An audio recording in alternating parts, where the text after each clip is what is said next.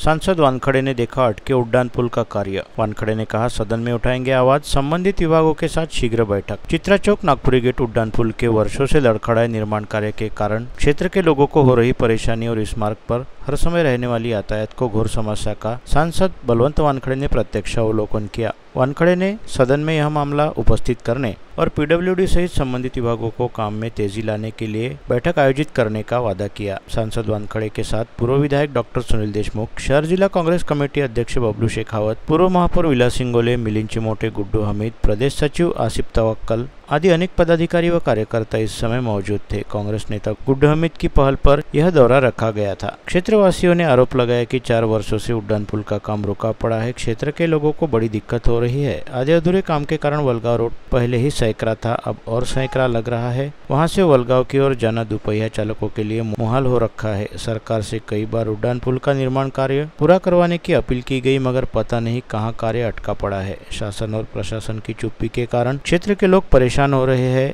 इस और तत्परता से ध्यान दिलाने की मांग हेतु आज कांग्रेस नेता वानखड़े और अन्य लीडर्स ने इस जगह का मुआयना किया। इस समय बड़ी संख्या में कांग्रेसी नेता उपस्थित थे।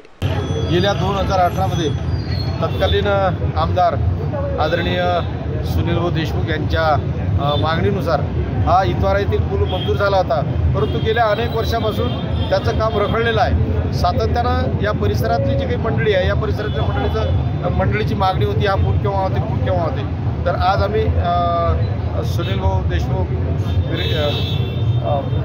मिलिंद चिमोटे, शहराध्यक्ष बबलू शेखावत, माजी महापौर विलास एकोले, अल्पसंख्याकांचे सर्व मान्यवर नेते या पुलाच्या पाहणीसाठी आलो आणि कार्यकारी अभियंत्यांना सुद्धा इथे बोलावलेलं आहे। त्यांच्या म्हणण्यानुसार येत्या 6 महिन्यात आम्ही आता काम सुरू करू।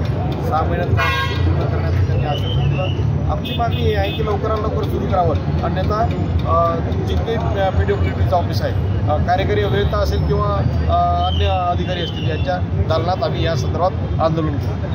जेव्हा अमरावती शहराचा आमदार होतो तेव्हा 2018 मध्ये या पुलाचं भूमिपूजन मी केलं होतं आणि 2 वर्षात हा पूल संपूर्णपणे तयार होऊन लोकांच्या सेवेसाठी उपलब्ध होईल अशी आश्वासित केलं होतं। पण आज 2025 निघालं आणि 7 वर्ष झाले, अजूनसुद्धा पुलाचं काम अजून कमी झालं आहे। त्यामुळे या परिसरातील लोकांना अत्यंत त्रास सहन करावा लागत आहे। धूळ, माती, अतिक्रमण, त्यामुळे त्यांचं जीवनमान असह्य होत झालेलं आहे। त्यामुळे सन्माननीय खासदार साहेबांच्या नेतृत्वाखाली आज आम्ही याचा पाहणी दौरा केला होता।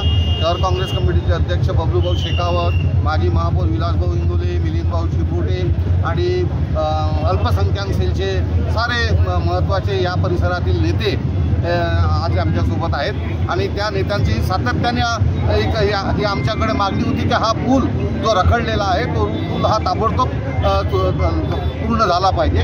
त्या अनुषंगाने आता आणि कार्यकारी अभियंता पीडब्ल्यूडी यांना बोलवलं आहे। त्यांनी हा पूल तातडीने सुरू करून 6 महिन्याच्या आतमध्ये